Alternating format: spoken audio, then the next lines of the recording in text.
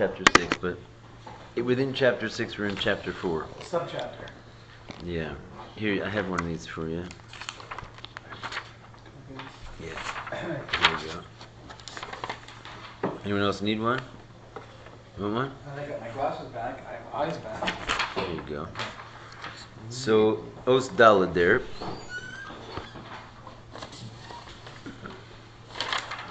So we're saying that in order to reach these levels of bitul that we're searching for, going back to this Daled, getting poor in the sense of being able to receive, being an empty vessel, talking about that you can only get there by his bonus. And his bonus comes from bina, which is a bit of a contradiction, because in order to have bina, you have to use your kochos and build yourself up.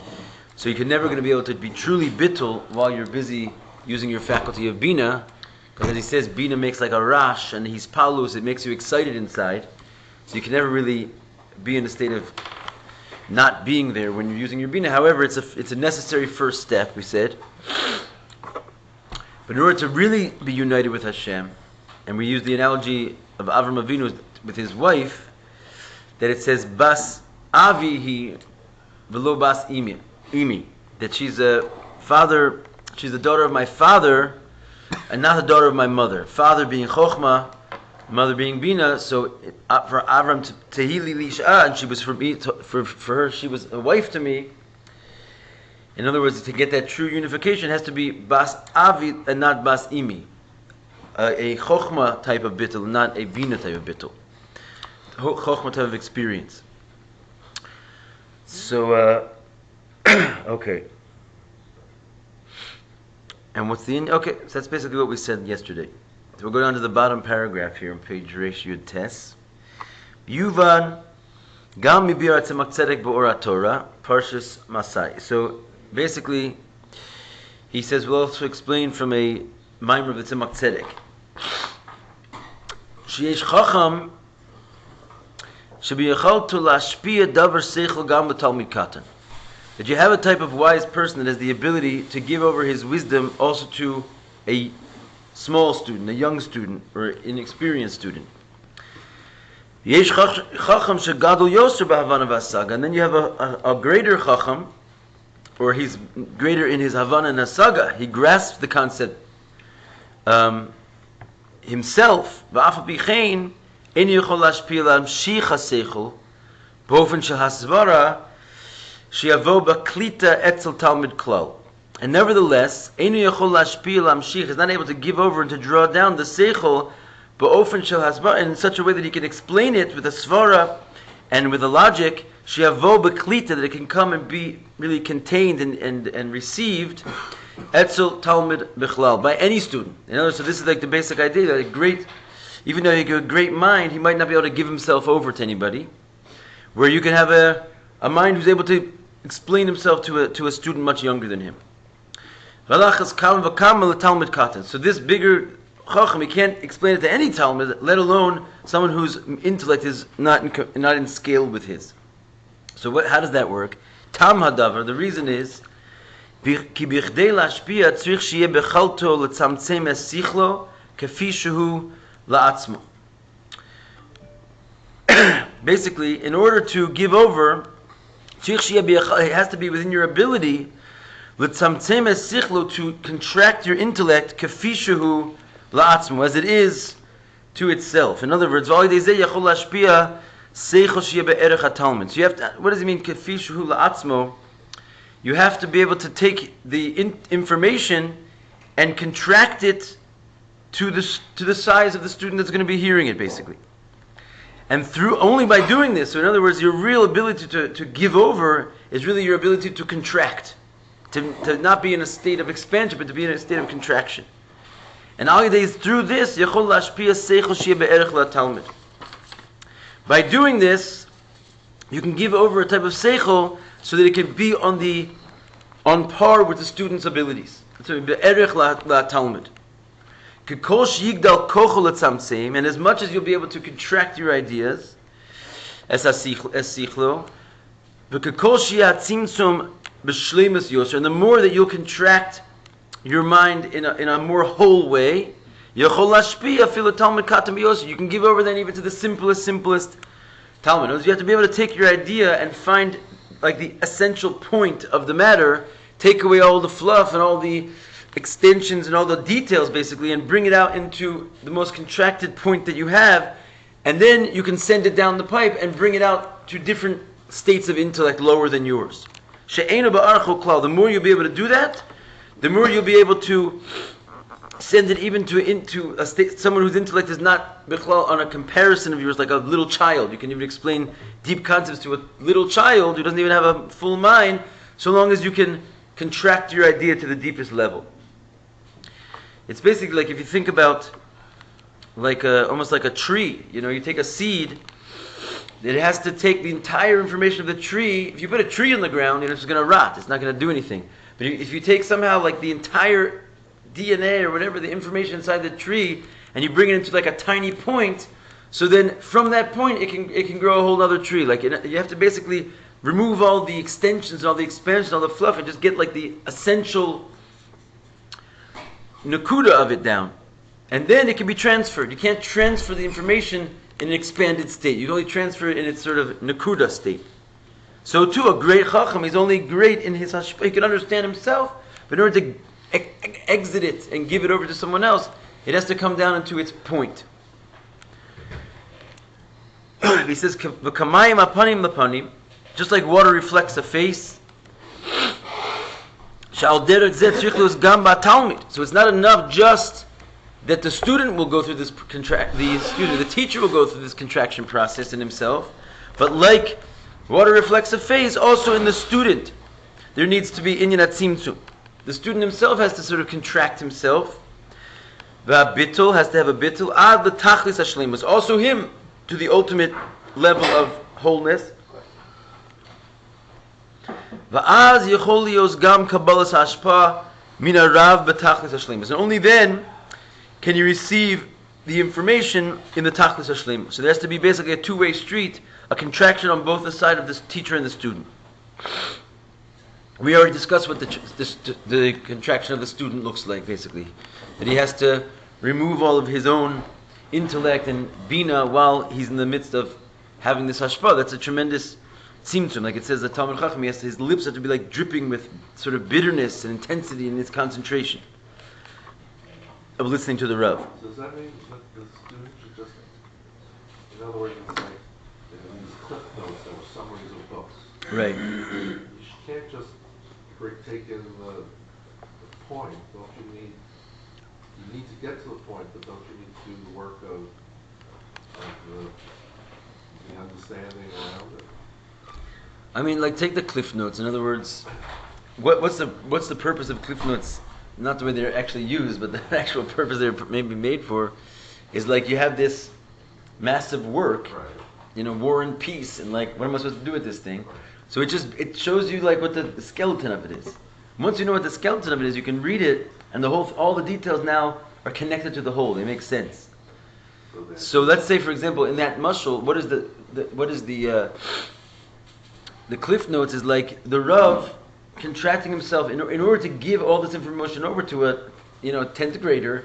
Forget about it. He's not going to get War and Peace into the mind of a 10th grader. So the cliff notes, they basically, some wise person went and was able to get the point of the story and contract it out. It's true, a seed looks nothing like a tree, but in a perfect world, the seed actually does have the cliff notes is not a perfect example. Right, it's not a perfect example with the cliff notes because they weren't written by a Rabbi. But when the Rabbi writes, let's say, a mimer that's supposed to be intended for us, it really has in it, like every word is perfect. Like if you let that thing sit inside of you and cook in there, it has like... And that's already contracted. It's contracted, basically, yeah. I mean, in order for the Rebbe to communicate anything with us, it's tremendously contracted.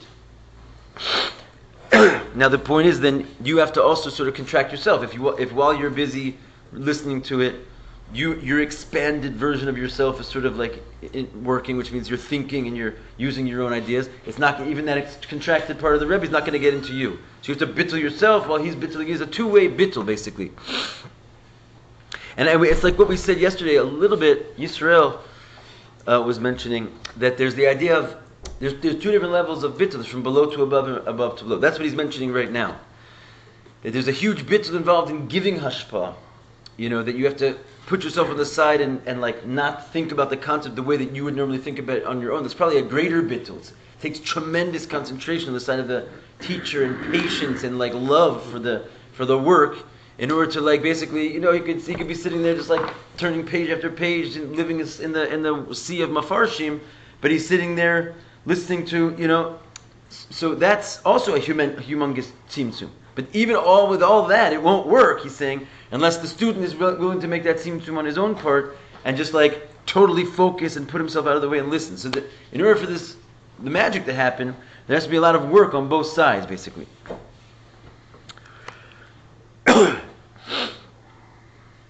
So we got up to the words al derech zeh, no. She'eno be'arko klal. We said also this. Kamayim apanim. Okay, so the student also has to. We're at 3 lines up from the bottom of the page. Va'al pi zeh, after the period, right in the middle. Al pi zeh mevar. So after this, the Tzemach Tzedek goes on to explain ha'inyan she'Rabbi Zera tzam mea tainisa lishtachech minei Talmud Bavli. That it says that Rabbi Zera actually went through a period. There's 2 different girsas. The Rabbi brings the one girsa here. There's 2 different. He fasted 100 fasts in order to forget the Talmud Bavli. This is a major story here, right? In other words, he knew the whole Talmud Bavli so well, and it was going to confuse him. He now wanted to go to Eretz Yisrael and learn the Talmud Yerushalmi. So if he had any remembrance of the Talmud Bavli, the way the Talmud Bavli, you learn it and you think about things is like a totally different shita, a totally different way of using your mind. So he realized he had to forget every single thing that he learned in order to go up a step. So he actually, not only did he fasted in order to sort of to gain divine favor, so that the whole Bavli would go out of his mind. He wouldn't be disturbed by it when he wanted to go into his learning. It's a crazy thing. Kadesh yachol lekabel ofan alimud the Talmud Yerushalmi, in order so he could receive the new form of learning, which defines the Talmud Yerushalmi. We learn a lot of things from this story. It's brought in many different contexts, but the imayosh mizeh gufa shetalmud bavli hayetzlo beklita tova. That even though that he had this in itself, that the Talmud Bavli was internalized by him very well. In other words, he obviously knew it greatly. Muchach shaya etzlo habitul sivsosav notfos mar, right? That he had the bitul of what we quoted before, this that a Talmud has to have his lips dripping with bitterness when in the time of receiving hashpah. There's a whole story that, to begin with, you can open up with like a joke in order to get the milsa de b'dichusa, to get the talmidim sort of their hearts warmed up and ready to listen. But then at the time of giving the hashpah, everywhere has to be their lips dripping with like bitterness of intense concentration. That's like sort of the imagery of what the talmidim were like sitting around the Tanoim listening to them. And clearly Rabbi Zera had that because he learned the whole Talmud Bavli very, very well. So he obviously knew how to receive. He wasn't a stranger to reception. Okay, mikol makom, nevertheless, kadesh yechol lekabel ofen limud nailiyos, in order to now receive something higher, shelo be'erech, which is completely incomparable, afil legabe ofen alimud, shelo be'talmud bavli, it's completely incomparable even to his wondrous way, which he obviously learned the Bavli. Hutzich liyos kli rekan lagamri. He needed to be a completely empty vessel. In other words, this is basically the amazing analogy which brings home our whole story. Like, what he's trying to say is there's many, many levels of bitul. And that's really the whole gist of the mimer, that we're going into this idea of Malchus can have many, many, many aliyahs. And even though it's anyway a bitul, Malchus' whole definition is that she makes herself small, leis le magar maklum, she has nothing of her own, but there's many, many dargas of this, and that's kind of the whole point. So we see by Rabbi Zera like the perfect analogy, to get the whole Talmud Bavli in a state of knowing it very well. You can't do that unless you're like trust yourself into nothing. But the point is to go up a level. He had to fast, mamish, and forget the entire Talmud Bavli, because any thoughts of that was disturbing his new level of bittul he was trying to achieve. That's why his name was Zera. He made himself small. Yeah, it's true. It says compared to, there was Rabbi Zer and the famous Purim Asicha between the two of them, right? Mm-mm. It's different, said different over there. He made it so small because he wasn't as big as Rabbah, but. Some of us are blessed because we have blessed to forget. Okay. So,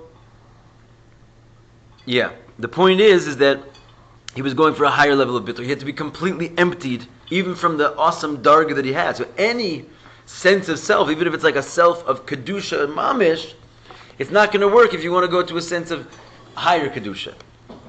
It's what we call like mitzrayim de kedusha. Even there's mitzrayim of klippa, chas v'shalom, but then even in kedusha, your mamish is like a tzaddik. Literally, there's levels of mitzrayim of kedusha, and in a certain sense is what the whole Basi Lagani is about. The idea of shtus to kedusha is the idea of going out of your boundaries, even your holy boundaries, right? That you're going to be dancing crazy at the wedding, like Rabbi Yehuda Bar Ilai. That's the idea of putting yourself on the side and finding some level which is completely beyond even the holy level you're on.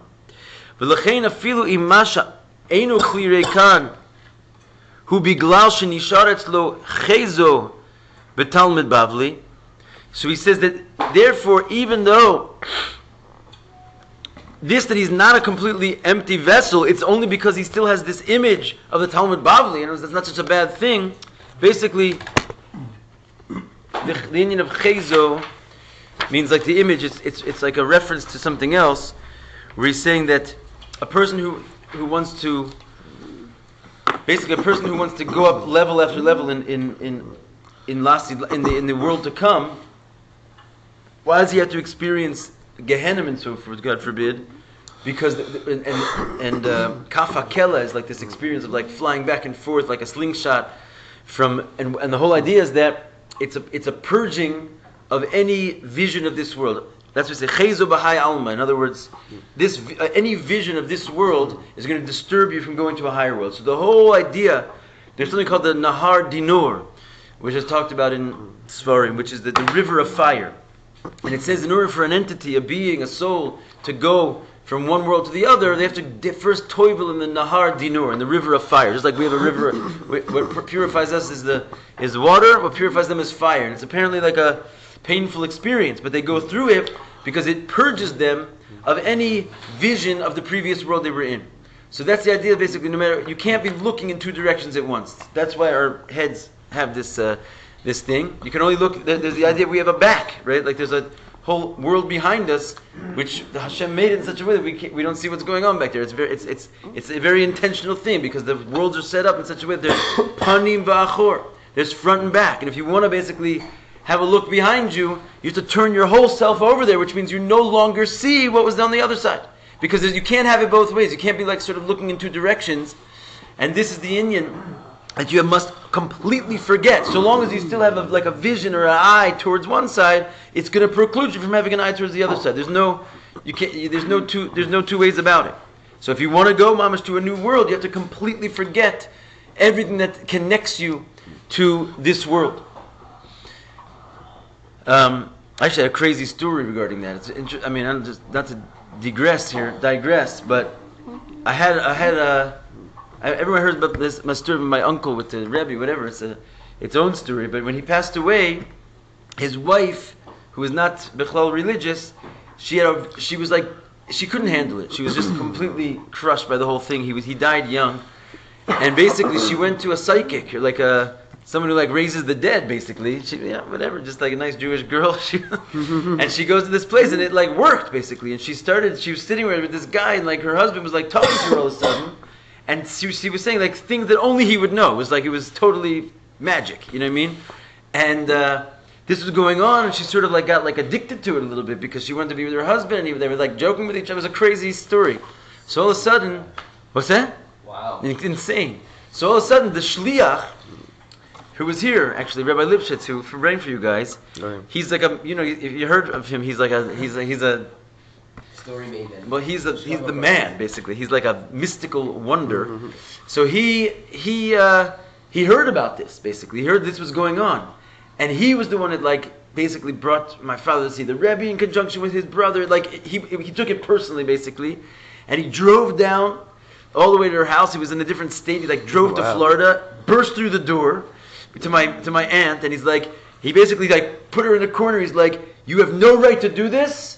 You're like holding him into this world, and he wants to leave this world, and you're not letting him. And from now on, this is finished. And he walked out, and she went back to the guy, and he couldn't do it anymore. Mamish powerful. Wow. Anyway, but that's the thing. It illustrates the point. Like the soul wants to get out of here. Why are these things usher? Some of the reasons why they're usher is because you're playing with the soul, like keeping him stuck into this world, so that he can't basically continue his journey. We have to sort of let go. That's why it says that the amaze is nishtachach min alev. A person who passed away, Hashem made a weird, like human situation where we actually forget about them. And that's why it says by Yaakov, he never forgot Yosef, and he never was able to be comforted for Yosef's death because he wasn't actually dead. Because there's like this mystical concept, for the sake of the deceased, that people around here will just forget about him, and it's for his benefit so he can keep going, because he has to let go of this world. And in order to let go of this world, people can't be, so to speak, stuck on him.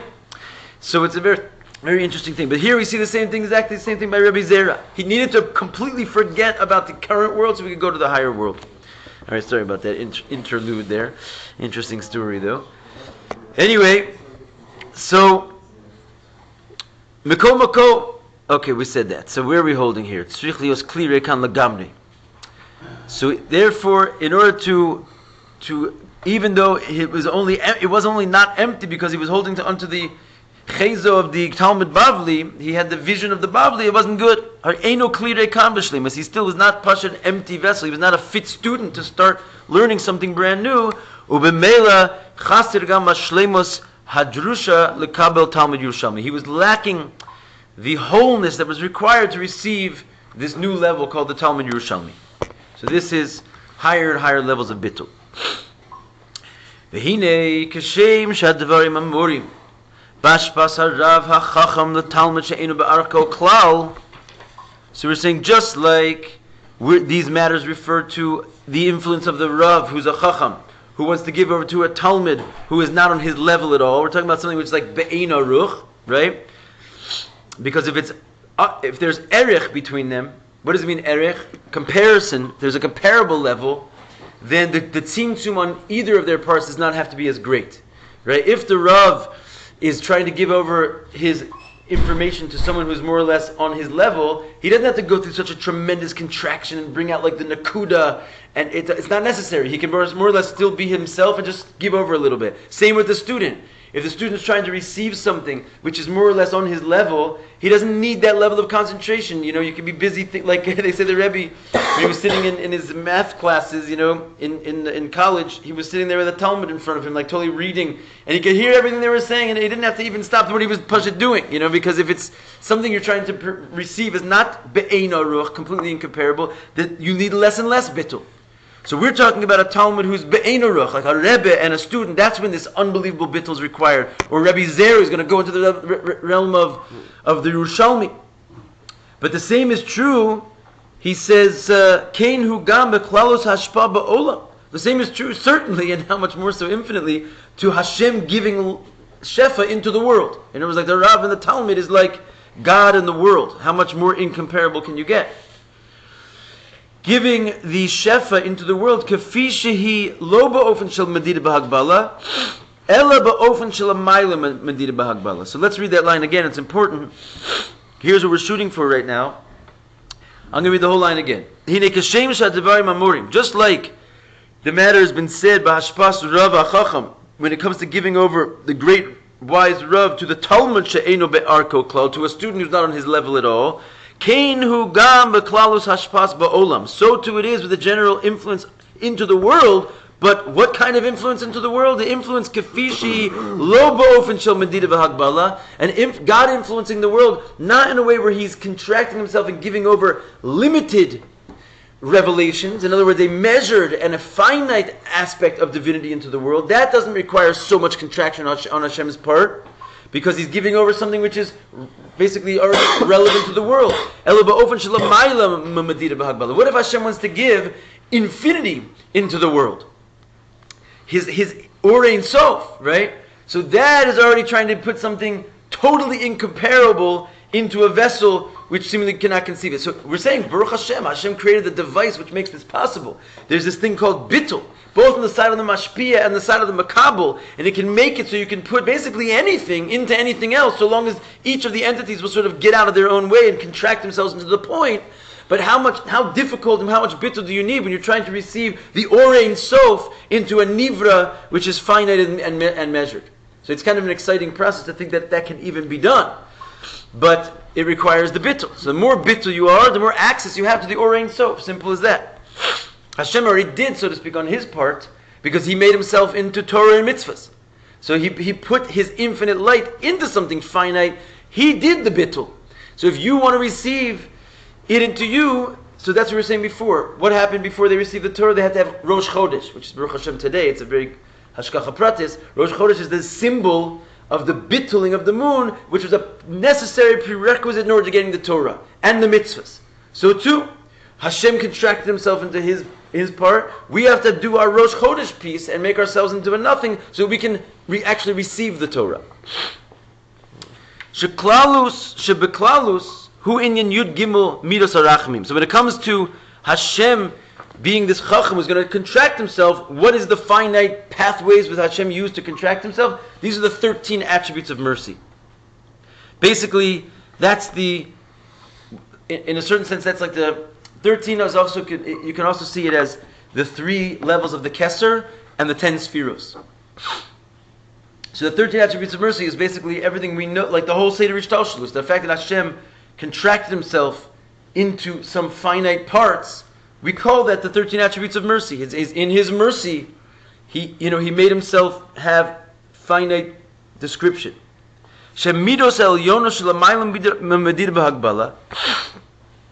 That where they're holding above, they represent basically Hashem's midos, which means that it is infinite light. We're dealing with the 13 attributes of mercy. You're talking about going up into the levels of beyond this world, even though they're points, but it's sort of like it's above the ishtalshalus. It's the level of God divinity that's above the ishtalshalus, and that's what we're trying to bring into this world. So how much bitul does it require is tremendous. Dine kasiv mi kel kamocha. Right. So there's a pasuk which describes these, which basically goes through all the 13 attributes of mercy. We say it when we say tashlich. We bring out basically 2 verses which both contain inside hints to the 13 attributes of mercy. The first one starts Mikel Kamocha. Ve'isa bezohar u'besifrei Kabbalah. It's brought in the Zohar and the words and the books of Kabbalah. V'huva gam b'sidra Admor Azakin b'seder Tashlich. And it's also brought in the Siddur of the Alter Rebbe in the page of Tashlich, which we just mentioned. That Yud Gimel Midos Psukim Elu Hem Keneged Yud Gimel Midos Harachmim. That basically there's 2 psukim basically that have these 13 attributes in them, and both these 2 psukim correspond to the 13 attributes of mercy. If you want to have a look at the psukim, you can turn to Tashlich in the Alter Rebbe Siddur. They're written one on top of the other. You may have seen when you do Tashlich, it's like Hashem Kel Rachum V'Chanum, the classic 13 attributes of mercy, and then this one Mikel Kamocha, and they're written literally one on top of each other, identifying that there's 13 parts in each pasuk, and they correspond to each other, and they all together correspond to these 13 attributes of Hashem. That in these 2 pasukim, Hashem is identifying his 13 attributes of mercy. So he says that here you have these attributes of mercy. V'afal pi kein, strangely enough, Messiah b'kasuv l'sheris nachalasu. It says that he gives his chesed to the remainder of his inheritance. In other words, let's just read it for a second, because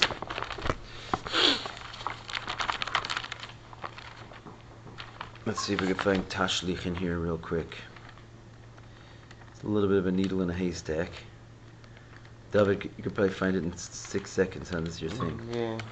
Where is it? You know what page number it is? Just go towards like... Yeah, hold on, here we go. Yeah.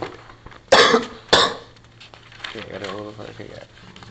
Should be before yeah, you're just about there. Just go, yeah, channel Rabbi. Go back to where before sukkahs. Okay, here we go. Yep, just about there. Okay, no. 1 second. No, it's not here. Past myself.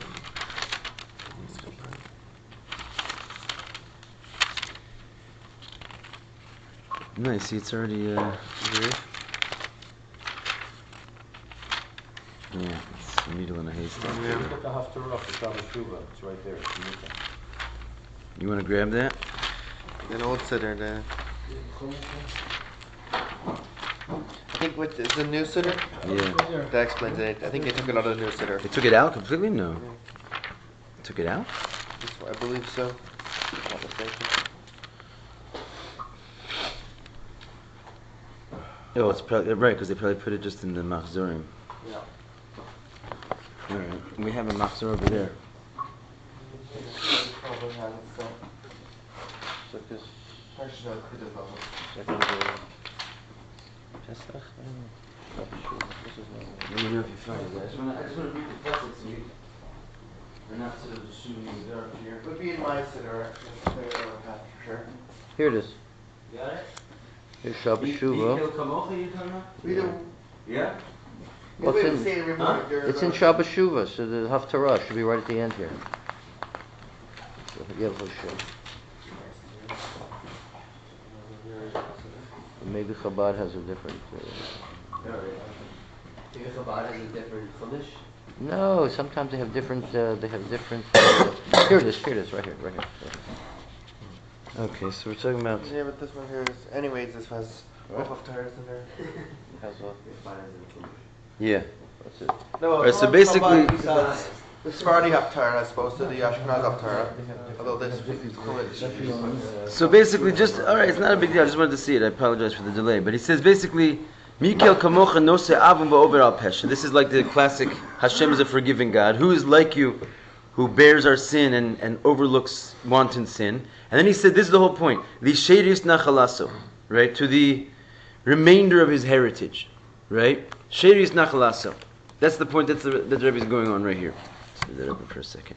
So what he says that even though we're talking about the midas of rachamim, that they basically what's the whole idea is that no one has mercy like a king, because everybody else who's not on the level of a king, they have some sort of pride involved, but a king who's so infinitely beyond everybody, like everybody's like a little tiny baby to him, like in their crib, that they're just helpless before the king, and that's why the king has so much mercy, because basically everybody's nothing before him. So seemingly the mercy should just pour off the king like freely. Everyone's a baby before him. Everyone has this arouses his mercy. So he says, nonetheless, why does it say l'sheiris nachalaso? Here, let's just get back where we were. Afal became Messiah because of the sheiris nachalaso v'isa Gemara. So that on its own, it doesn't sound so strange. The actual pshat is he's merciful to the remnant of his inheritance, like whoever's left. But the Gemara says something which puts a different spin on those words. It says all this mercy comes to someone who makes himself like leftovers. Shirayim is like leftovers, like you're not the ikar, you're just sort of like put yourself on the side and you're a small, simple person and like leftover. And that's what the word kasheiris, nachalas, so sheiris can mean like the remnant of his people. But the idea is you make yourself like a remnant, just like some unnecessary entity. Then you can have Hashem's mercy. So that's like a stira. Mercy is not supposed to be conditional. The whole point is that if a person is going to be faced with judgment, so you don't deserve good. So maybe you'll get mercy. Maybe the mercy, it's like when you don't earn it, so mercy comes. And now we're talking about not just any mercy, but the mercy of the King of Kings, the greatest mercy in the world. If he's not going to give you his mercy, you can forget about mercy being available to anybody. Nonetheless, there's conditions upon this mercy, it seems. Because you have to make yourself like Shirayim in order to get it. Seemingly that needs a lot of explanation.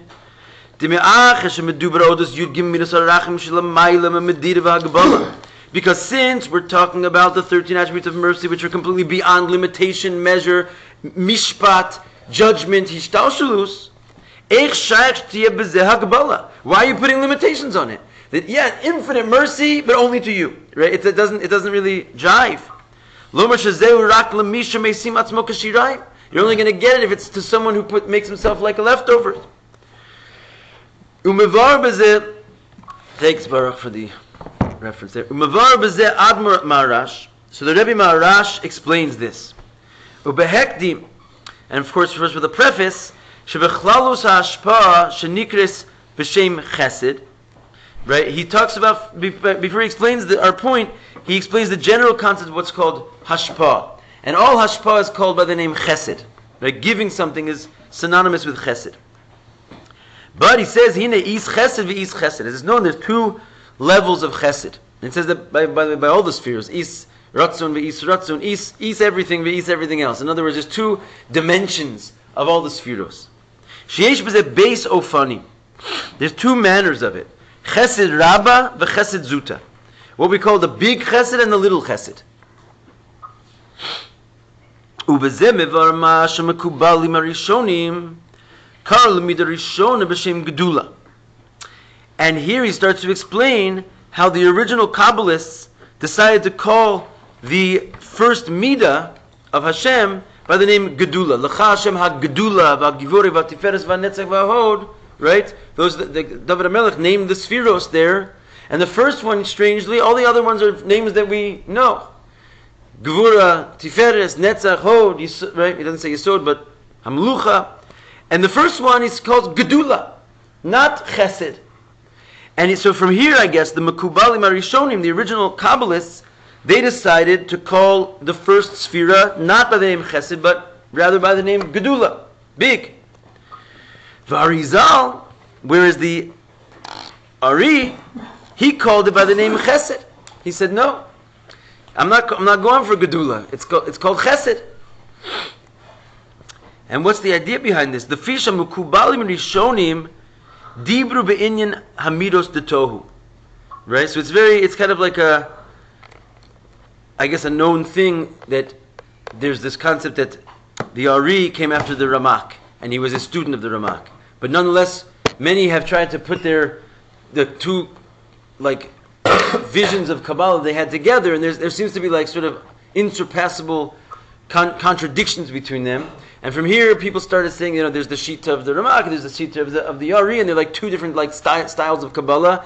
And the Hasidic Rebbe said, no, that's not what's going on. They're mamish one. It's just what the Ramak is talking about the spheres as they are in Tohu. And the Ari is talking about the spheres as they are in Tikkun, and they're not arguing with each other. But the idea is that we find that, so here you would see maybe a contradiction, but we're going to see it's not really a contradiction, that the Ari decided to call that first sphera Chesed, unlike the original Kabbalists who called it Gadoola. And what's the idea? Because they were talking about the inyan of Tohu. Shem l'maylam medinim ha'gbala. They were talking about spheros. What it means, is chesed ve'is chesed. There's chesed and there's chesed. There's chesed which is above the Seder Yishtalshus entirely, like the chesed of Tohu, which we discussed many times. The whole idea of that is that it goes on forever, has no limitations, to the point that it can't even mix in with another sphera because of its infinity. And that, when they called it Gadoola, great, they were talking about the spheres of Tohu, which are great because they're beyond any measure, any limitation. Masha Enkin Arizal. Not so the Ari Medaber Be'olam HaTikun. He was talking about Tikkun. V'sham nikra b'shem Chesed. And he says, no, I'm not arguing with the original Kabbalists. They can call it Gadoola. But remember, they're talking about Chesed of Tohu. I'm talking about Chesed of Atzilus. And there, the same Sphira is no longer called Gadoola, it's called Chesed. V'hu inyan Chesed Zuta. And this is what we're saying, that there's Chesed and there's Chesed. There's big Chesed and there's little Chesed. The Chesed of Tohu is called big Chesed, and the Chesed of Atzilus, of Tikkun, is called the little Chesed. Mashanikra Chesed Zuta. So why is it called the little Chesed? Ein zeh mipnei she'achesed hu katan. So this is like a interesting point he makes. It's not because the Chesed is really small. It's called the little Chesed, but it's not because it has a little amount of Chesed. She'adugma lezeh hi me'inyano shel Avram. Because where do we hear about, how do we describe what Chesed is? From Avram Avinu. He's like our model for Chesed of Atzilus.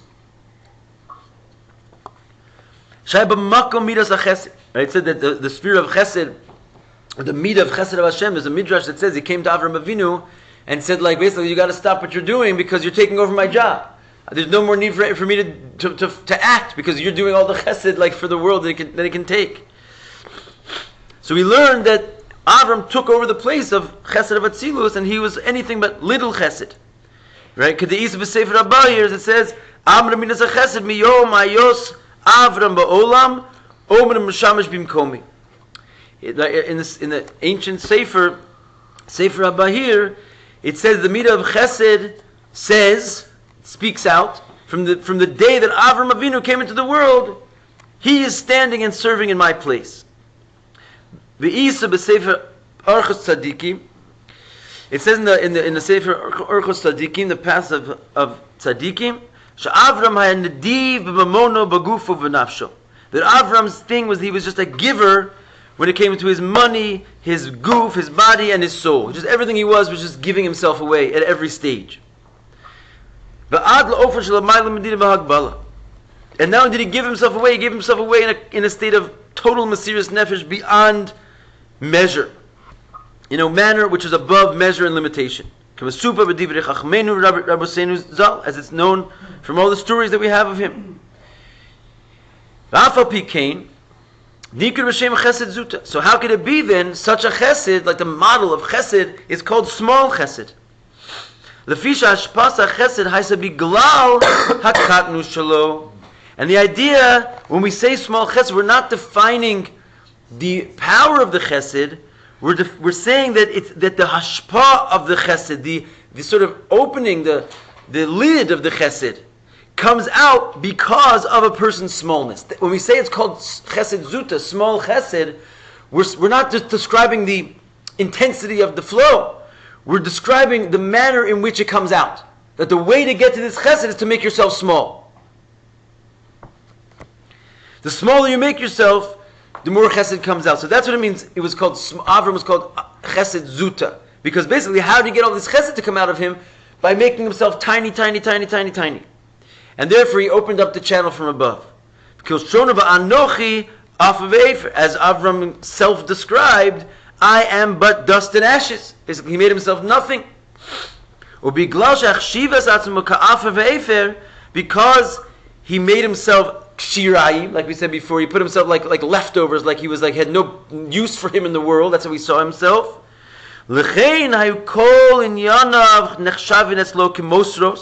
And therefore, all that he had was considered extra. See, that's like sort of we talked about it before in this class. There's something called chesed umishpat, right? Chesed umishpat, which means kindness and judgment. And he says, what the real this is called the kindness of kedusha, because the kindness of kedusha, as opposed to the kindness of Yishmael, Yishmael is also a chesed. He's a chesed on the side of klippa. So what's the difference? Is that someone who's rich and has everything, he also wants to give stuff away because basically it makes him feel good because he's able to like show off and kind of be the man because he's Bill Gates, he's Donald Trump. You can go around telling everyone how successful and great he is. You can't really tell people how successful and great unless you show your wealth off and give some money away. So that's called chesed, but it's like a chesed of klippa. Whereas chesed mishpat is the chesed of kedusha. And what does it mean? That before you give any chesed, you do a mishpat. You judge yourself. You say, how much do I need? Right? And you basically look at yourself and you say, I need this much for myself to live. And every penny over that is not for me.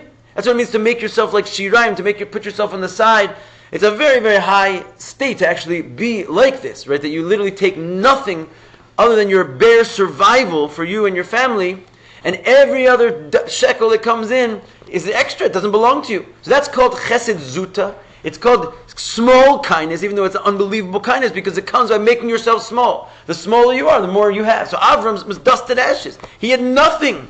He needed nothing. He could just put him in the ground as far as he was concerned. So everything that was given to him was extra. And he could just give it away. And therefore he was nadiv, b'mamono, v'gufo, v'nafsho. Everything he had he didn't consider it like it was his own. V'nasan es hakol. He gave away everything. B'mamono, v'gufo, v'nafsho. B'shvila zulas. Everything was for the other. Like he used to say the same thing by the Baal Shem Tov, and I guess the Rabbi that came after. They wouldn't go to sleep at night until they gave away every single object in their house. Like, their pockets were empty before they went. They said by the Baal Shem Tov, that was like something he did. He would go to sleep like a pauper every single night. If he had like one grain left, he couldn't sleep until he gave it away to somebody. You need an understanding wife for that. What's that? You need an understanding wife for that. Exactly. You need a wife to do that. Yeah. Mamshich levoyer. So he goes on to explain, Shemitzinu shechesed de tikkun, this chesed of Avraham, the chesed of tikkun, chesed of Atzilus, nikra b'shem chesed, nikra gam b'shem, gadoola. So so then the Marash, we're understanding this as a hakdama. Remember where we're going? Talking about the 13 attributes of mercy. And it doesn't make sense that the 13 attributes of mercy are conditional to if you only make yourself small. Remember that? And we said now to understand that we have to understand two types of chesed, big chesed and little chesed, and the big chesed is a tohu, and the little chesed is a atzilus. And now he's bringing this point that the chesed of atzilus is also called by the name gadoola. We find, kamosha kasu, l'chashem gadoola, right? In other words, when we're saying all the spheros, normally, Mina Rov, when that pasuk is mentioned in any Hasidic mimers, specifically talking about the spheros of Atzilus, not the spheres of Toh. When it says L'cha Hashem HaGedula HaGevura V'Tiferes V'Netzek V'Hod. So we see from that pasuk that also, which is talking about Atzilus, also the first sphere is also called Gadoola. Even though it's Chesed Zuta, and the Ari was saying, no, it's not Gadoola, it's Chesed, and he made that distinction, we find that it is also called Gadoola. So, Afal Pikein Ein Zestira. Still, we have no contradiction. Looks like we have a contradiction. The Arizal wants to call it Chesed. The previous Kabbalist wants to call it Gadoola because it's Tohu and Tikkun. Here we see that the Tikkun Chesed is also called Gadoola. Looks like a stira, it's not a stira. Ela adarabba, on the contrary.